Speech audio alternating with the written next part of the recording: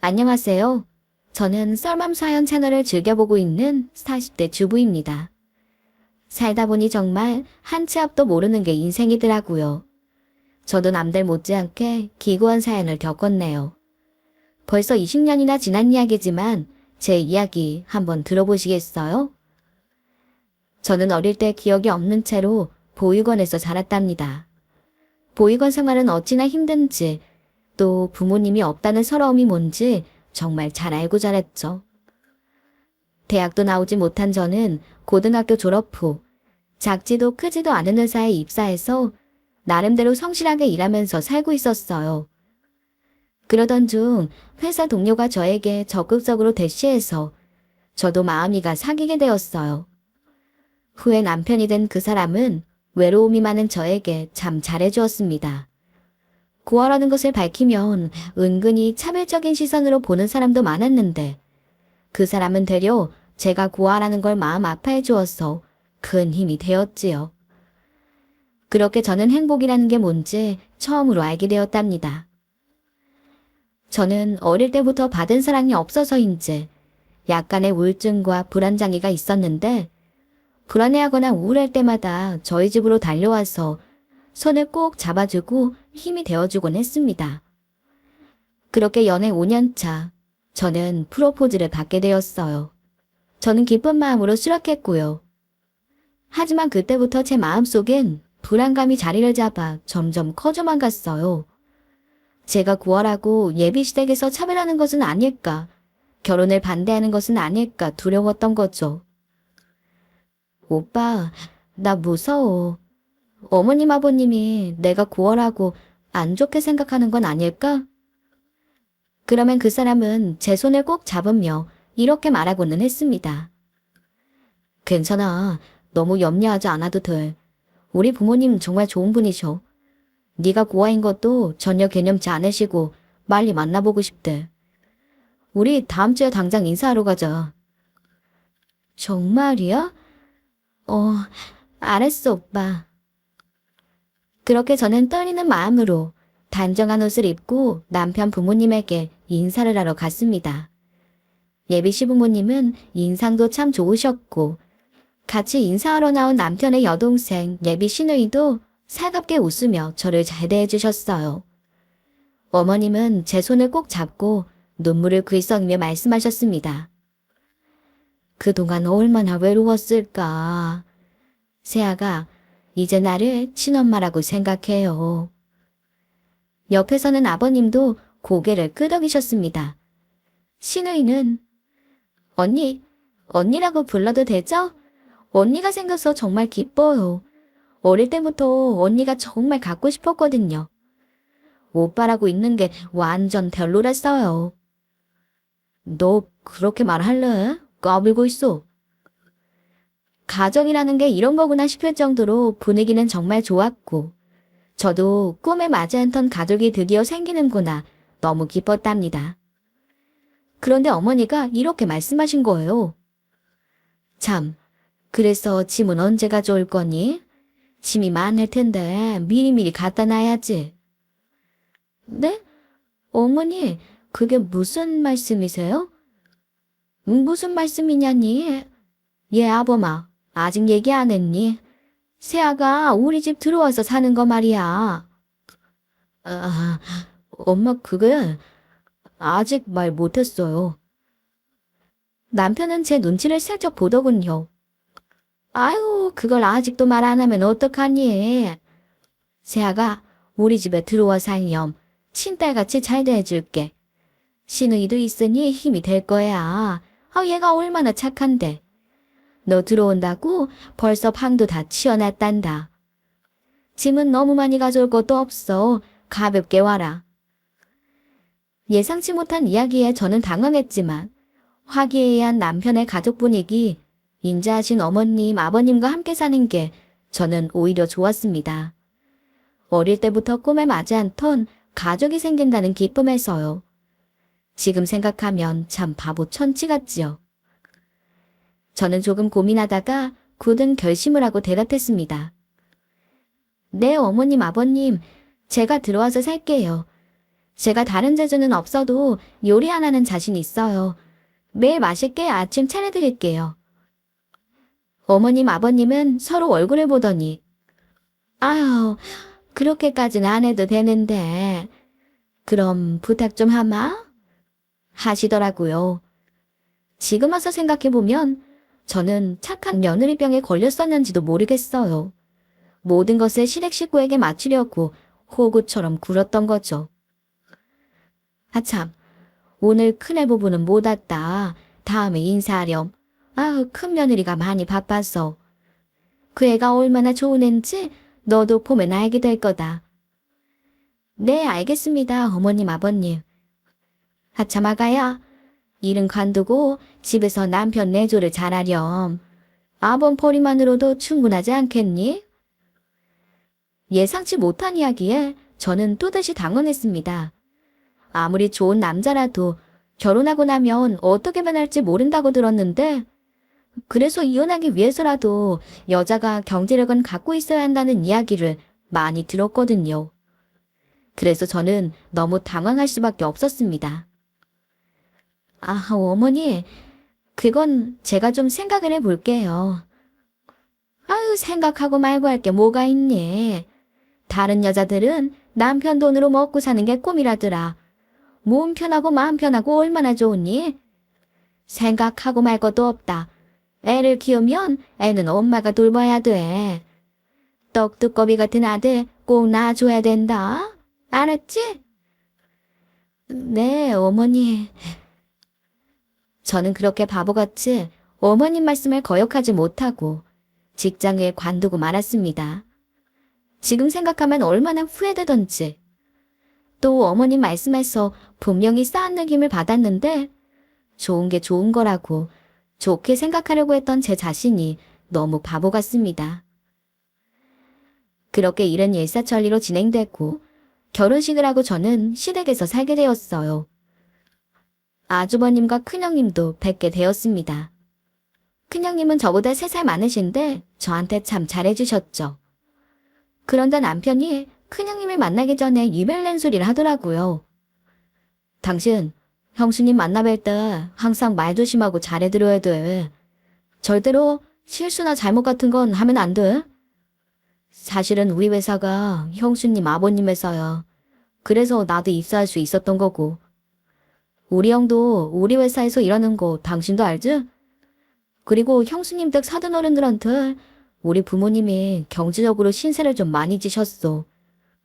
우리 엄마가 하는 오리백숙 가게, 거기도 형수님 댁 사돈 어른 건물이라서 형편이 안 돼서 가게세를 안 받고 거기서 가게하게 해주시고 있어. 그러니까 우리 집안은 형수님 비밀을 절대 거스르면 안 되는 거야. 알겠지? 아, 그래? 알겠어, 오빠. 내가 정말 잘할게. 그만한 소리를 하니 큰형님을 제가 잘 대할 수 있을지 걱정이 컸는데 막상 만나보니 큰형님은 참 좋으신 분이셨어요. 동서 반가워. 이 집에 들어와서 여러 가지로 힘든 일도 있을 수 있지만 어머님 아버님 돈분이시니까 너무 걱정 안 해도 될 거야. 그래도 너무 힘들면 언제든지 나한테 전화해서 털어놔도 돼. 친언니라고 생각하고. 정말 감사해요, 형님. 저는 친언니가 생긴 것처럼 든든하고 기뻤습니다. 그렇게 세월은 빠르게 흘러 결혼한 지도 어느덧 3년이 지났습니다.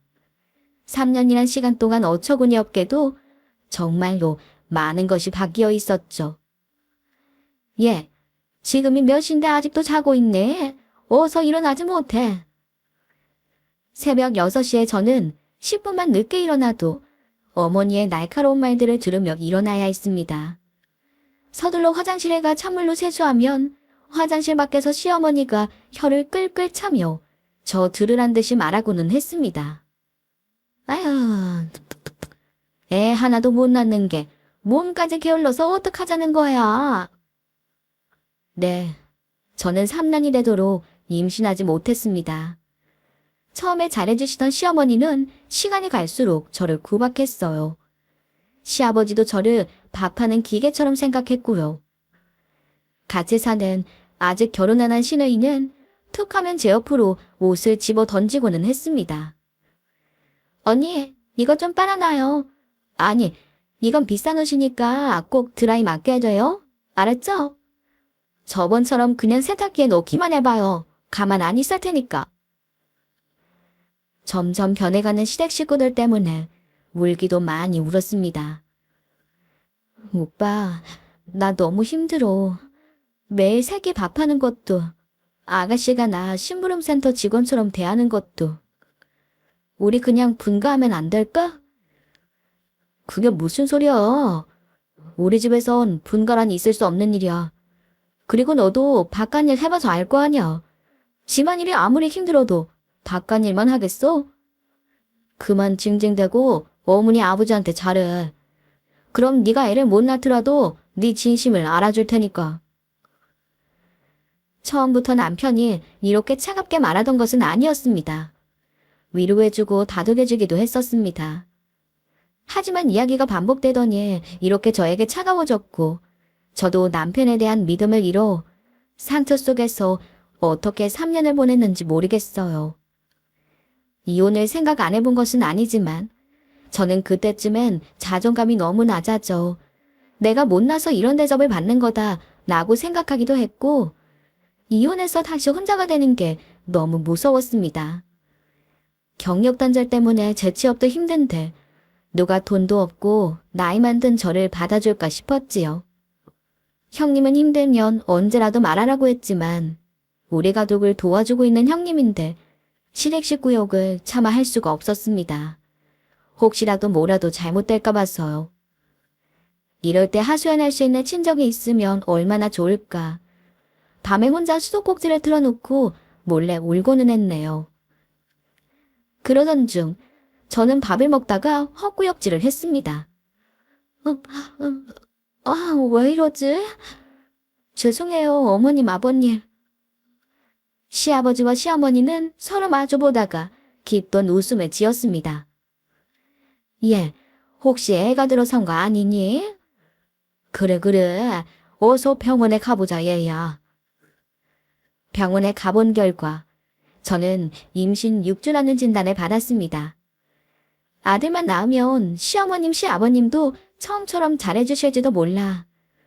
저는 바보같이 그런 생각을 했습니다.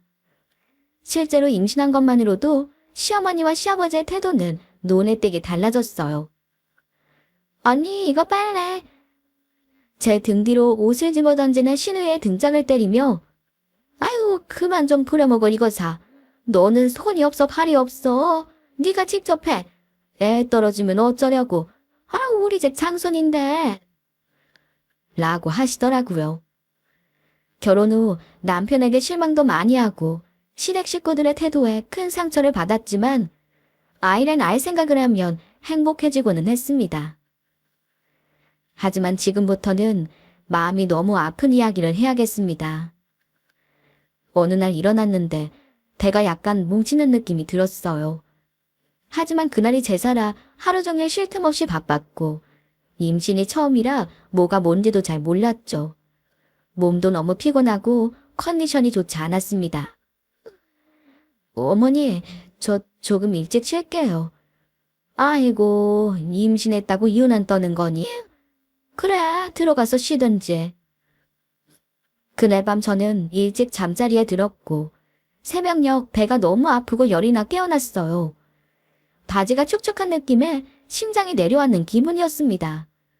서둘러 불을 켜고 확인해보니 이불이 피로 잔뜩 젖어 있더군요. 여보, 일어나봐, 얼른. 뭐야? 뭐야, 왜 그래? 무슨 일이야? 피가 너무 많이 나.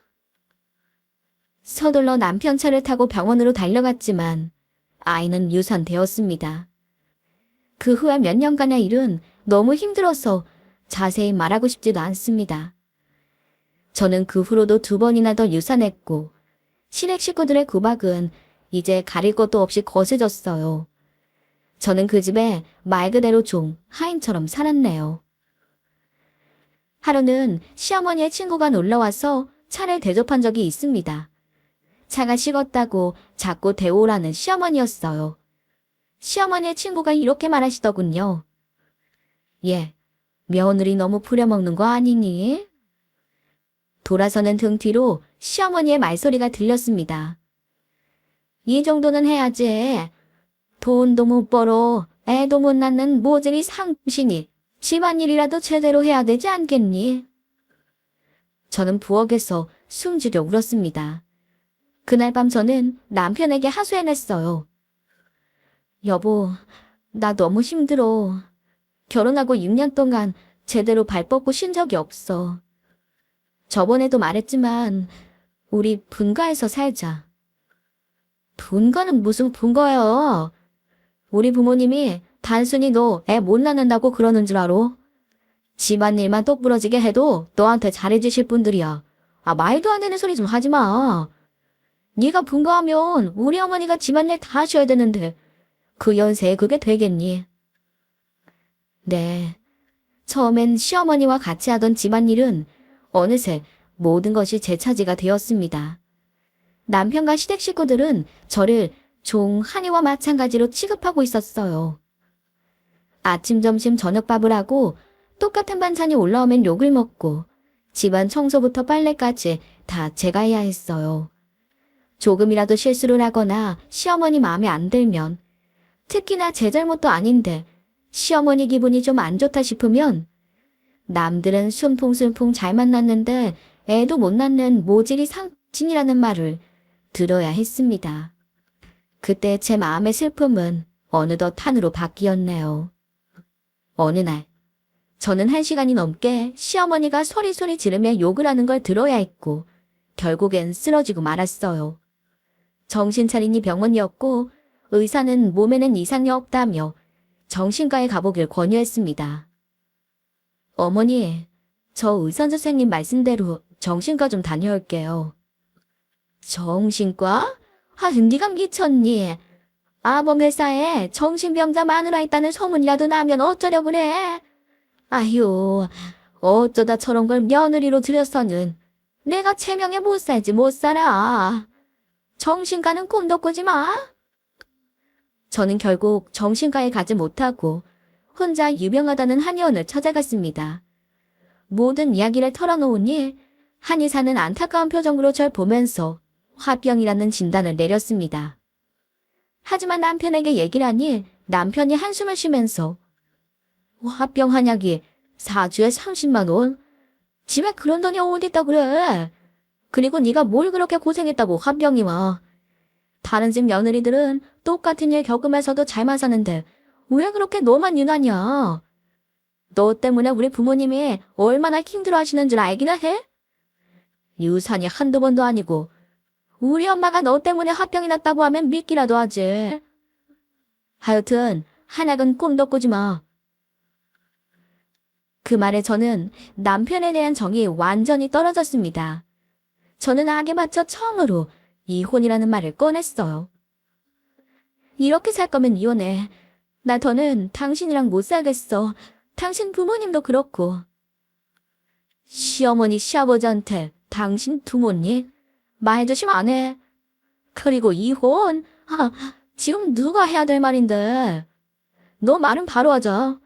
나랑 우리 부모님이 너 참아주고 같이 살아주는 거지. 네가 똑바로 하는 일이 뭐가 있어. 좋아, 이혼해. 근데 이혼하면 네가 혼자 뭘 할 수 있을 것 같아. 네가 가족이 있어? 아니면 돈을 벌 수가 있어? 다시 생각해보는 게 좋을 거야. 남편은 그 말을 끝으로 방을 나갔습니다. 저는 하염없이 눈물이 흘렀어요. 남편 말이 틀린 게 없었습니다. 일을 안 한 지 6년이 된 아줌마를 받아줄 직장도 없었고 인제 와서 사회 나갈 용기도 나지 않았습니다. 그때 저는 자존감이 낮아질 대로 낮아져 시부모님 말대로 아무것도 못하는 모질이 상신이라고 스스로를 생각하게 되었어요. 저는 겁이 나서 이혼할 수가 없었네요. 그 후로 저는 멍하니 인형 꼭두가시처럼 살았습니다. 집안일만 반복적으로 하면서요. 친구들도 근처에 살지 않아서 하소연을 할 때도 없었죠. 저는 기억에도 없는 엄마를 생각하며 몰래 울곤 했습니다. 혼자 엄마를 찾으며 중얼거리면서요. 그러던 어느 날, 저는 자는 도중 남편이 잠자리에서 빠져나가는 소리를 들었습니다. 왠지 불안하고 이상한 예감이 들더라고요. 여자의 촉은 무서운 거라더니 남편은 베란다에 나가 어떤 여자와 통화를 하고 있었습니다. 자기야, 나도 보고 싶어. 당연히 나도 사랑하지. 지금 보자고. 아유, 마누라가 시퍼렇게 있는데 어떻게 나가. 미안해, 자기야. 대신 내일 꼭 만나자. 집사람이 좋긴 뭐가 좋아. 그냥 사는 거지. 그냥 우리 집안일 대신해주니까 돈 안 쓰는 한이라고 생각하고 꼭 참고 사는 거야. 나도 생각만 같으면 이혼했으면 좋겠다. 저는 이때 슬프지도 눈물을 흘리지도 않았습니다. 비현실적인 불행에 마음이 고장이 나버렸던 것 같아요. 일주일간을 고통 속에서 살다가 저는 결국 정신과를 몰래 찾아갔습니다. 의사 선생님은 제 얘기를 모두 듣더니 잘 왔다고, 약을 먹으면 조금 나아질 테니 너무 걱정하지 말라고 하셨네요. 그렇게 정신과 약을 받아와 몰래 약을 먹기 시작했죠. 그러던 어느 날 사달이 났습니다. 시어머니가 고래고래 소리를 지르는 통에 저는 깨어났습니다. 시어머니는 제가 서랍 속에 숨겨놓은 정신과 약을 들고 소리를 꾀꾀 질러대고 있었어요. 이것이 기어이 미쳤나? 어디 집안 망신을 주려 그래? 우리 식구 중에 정신병자가 있다는 게 말이나 돼? 언니, 진짜 미쳤어요. 하긴 미쳤으니까 정신병원에 갔지. 신우이는 낄낄 웃었습니다. 시아버지는 약봉지를 찢어서 변기에 내려버리며 이렇게 말하더군요. 다시 한번 이런 데 갔다간 너는 우리 집 사람 아닌 줄 알아라. 저는 무서웠습니다. 돈도 못 버는 제가 어딜 가서 뭘 할 수가 있겠어요. 죄송해요. 잘못했어요. 다신 안 갈게요. 저는 눈물을 흘리며 시어머니, 시아버지에게 빌었습니다. 그리고 집을 뛰쳐나가 멍하니 눈물을 흘리다가 문득 힘들 때면 전화하라던 형님의 말씀이 생각나 전화를 걸어보았어요. 친한 사이도 아닌데 명절 때 만나면 늘 친절하게 대해주던 생각이 나더라고요. 형님, 저 너무 힘들어요. 동서? 무슨 일이야? 저는 말없이 한참을 울었습니다. 동서, 나는 동서가 남 같지 않아. 내가 어릴 때 잃어버린 동생이 딱 동서 나이거든. 그래서 여동생처럼 잘해주고 싶어. 그건 내가 말만 이렇게 하고 잘해주지 못했지? 무슨 일인지 말을 해봐. 그래야 내가 도와줄 수 있지 않겠어? 시부모님이랑 아가씨가 저를 종처럼 부려먹어요. 어머님, 아버님이랑 아가씨가. 형님은 조금 의아해하는 듯 했습니다.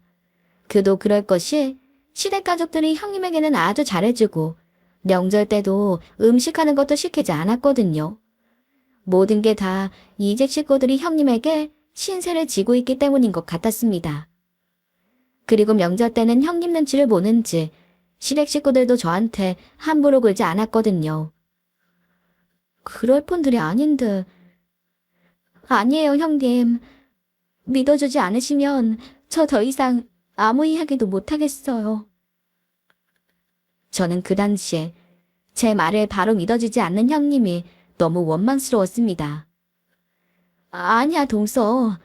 동서에 대해 잘 알지는 못하지만 없는 말 하는 사람 아니라는 건 알아. 자세히 얘기해봐. 믿어주실 거죠? 처음엔 시부모님이 너무 좋아서 안심하고 결혼했는데 이젠 저를 종처럼 부리고 새끼네 청소 빨래 전부 다 제 몫이에요. 어머님 아버님은 아무것도 안 하시고요. 제가 유산을 3번 하고 나서는 저보고 애도 못 낳는 것이 모질이라고 해요. 다른 건 몰라도 그건 정말 참기가 힘들어요. 무엇보다 제 마음이 제일 아픈데 저도 예쁜 아기가 낳고 싶었는데. 그리고 또 동서, 안 되겠다. 우리 만나서 이야기하자. 자세한 얘기는 만나서 하는 게 좋을 것 같아. 정말이에요, 형님? 제 말 믿어주시는 거예요? 근데 집에는 뭐라고 말하고 나와야 할지 모르겠어요. 눈칫밥 먹느라 친구 한번 만나러 나가기가 힘든데. 내가 만나자고 했다고 하면 허락해 주실 거야. 아니다. 내가 먼저 어머님한테 말씀드릴게. 동서 데리고 바람 좀 쐬고 오겠다고. 그렇게 저희는 드라이브를 하며 즐거운 시간을 보냈습니다.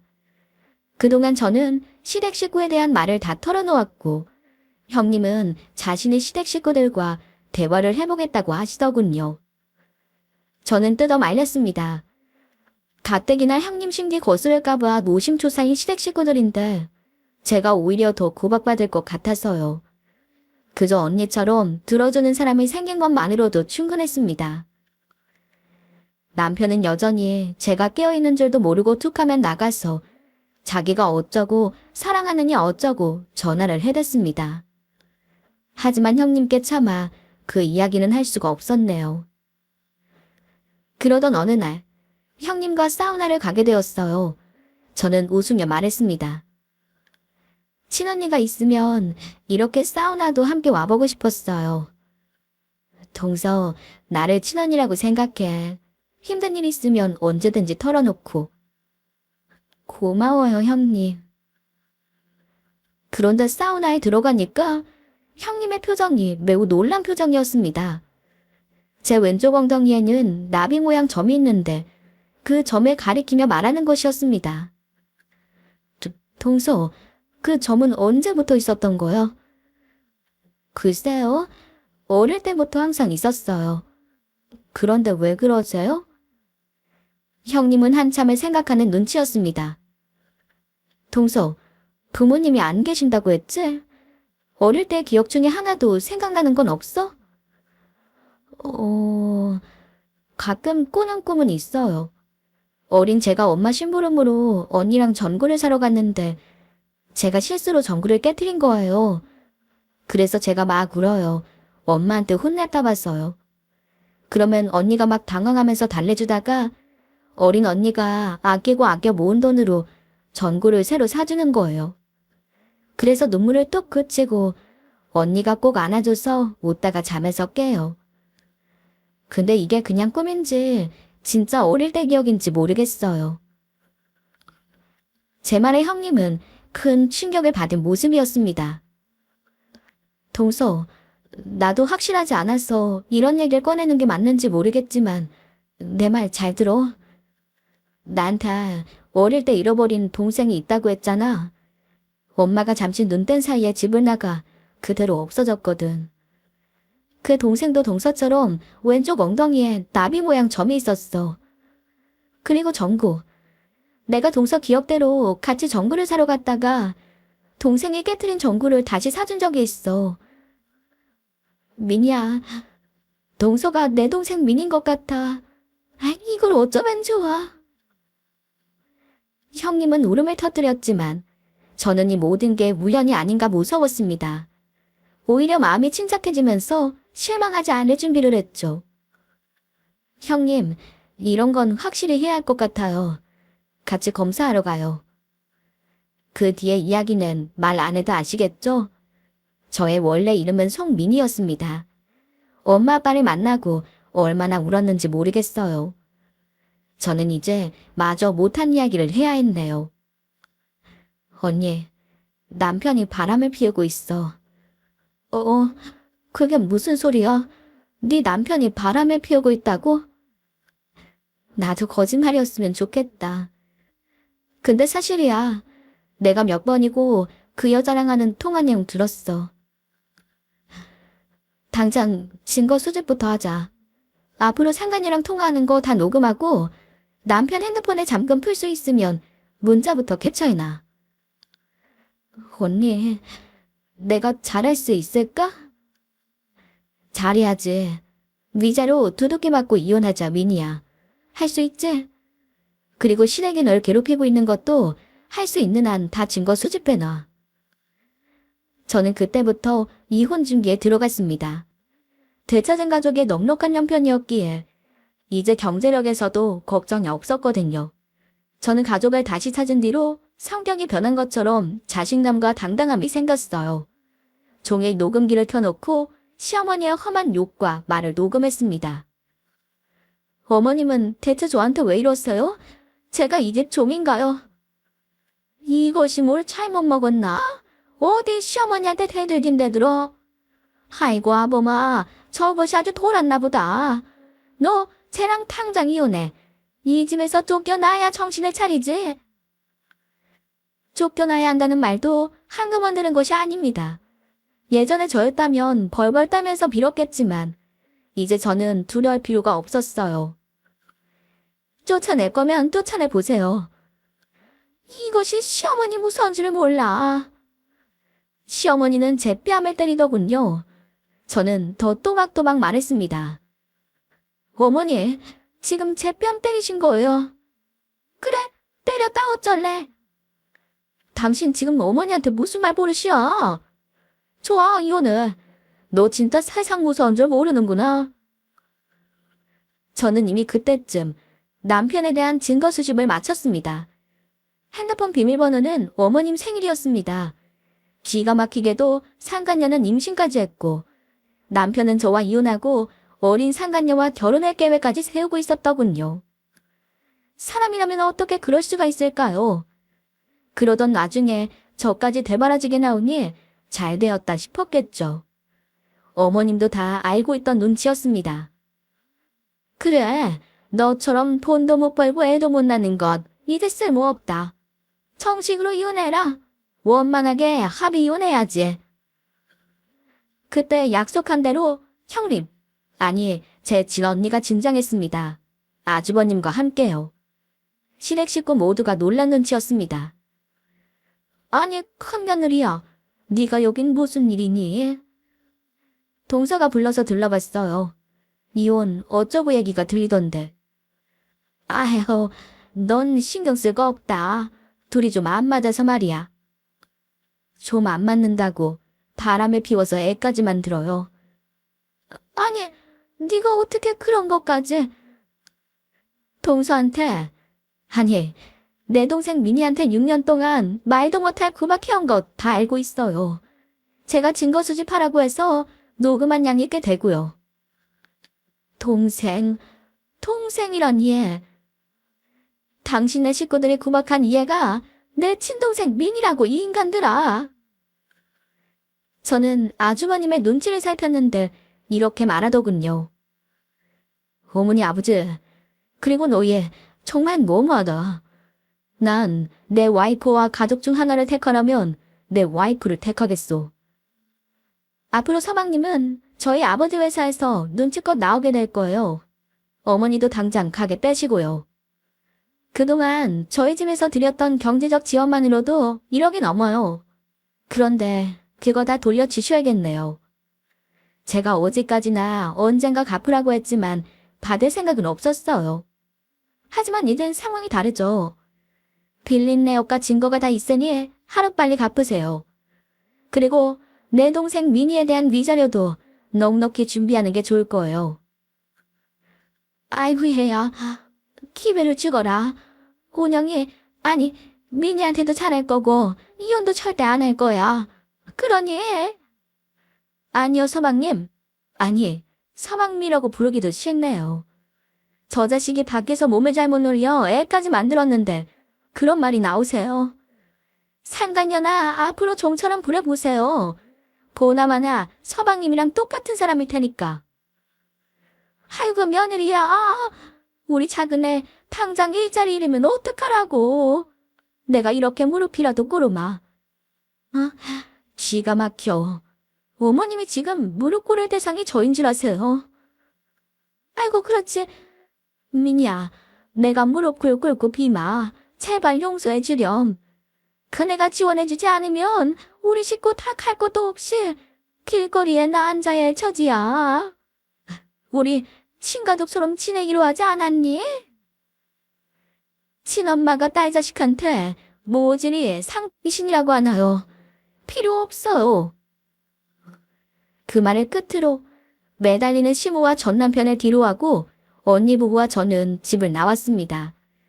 이혼 소송은 언니가 실력 있는 변호사를 써주고 증거가 많은 덕에 순조롭게 진행되고 3번의 유산도 시댁의 괴롭힘 때문인 것으로 인정되어 위자료 6천을 받게 되었습니다. 물론 상간녀 소송도 순조롭게 풀려 위자료 2천만 원을 받았고요. 그 후로 건너 들으니 시댁 식구는 완전 풍비박산이나 말 그대로 길거리에 나앉았고 상간녀도 시댁 식구를 버렸다고 하더군요. 아주버님은 집안과 인연을 끊었습니다. 그 후로 가족과 함께 살게 되었고 26살 한창 젊은 나이던 저는 대학을 준비했어요. 사회에 나가려고 보니 대학을 나오는 것도 좋겠다 싶어서요. 그리고 마침내 서울의 내로라는 대학에 합격했을 때 얼마나 울었는지 모릅니다. 대학에 다니며 의대에 다니는 선배와 연애도 하게 되었고 끝내 결혼하게 되었습니다. 처음엔 남자에 대한 마음을 여는 게 쉽지 않았지만 변치 않는 믿음에 저도 마음을 열었어요. 프로포즈를 받았을 때 얼마나 기뻤는지 몰라요. 왜냐면 그때 제 뱃속엔 이미 새 생명이 자라고 있었거든요. 그리고 지금은 어느새 그 딸이 중학생이 되었네요. 제 이혼 경력을 차별하긴커녕 마음 아파하시는 좋은 시부모님을 만나서 행복하게 살고 있어요. 참, 전 시댁에 있을 땐 돈 못 버는 서름이 그렇게 컸는데 저는 회계사가 되어 나름대로 능력 있는 엄마로 살고 있답니다. 의사를 하는 남편과 함께요. 지금까지 제 긴 사연 들어주셔서 감사합니다. 마음이 아프고 불행하신 분들도 있겠지만 그 고통이 영원하지만은 않을 거라는 말씀을 드리면서 제 이야기를 마칩니다. 파란만장한 인생을 살아오신 사연자님, 사연자님의 인생이 고됐던 만큼 앞으로의 사연자님 앞날에는 행복과 건강만이 가득하길 바랍니다. 사연 함께 해주신 썰맘 시청자 여러분도 댓글로 사연자님의 앞날을 응원해주세요. 그럼 오늘도 사연 함께 해주신 여러분 고맙습니다.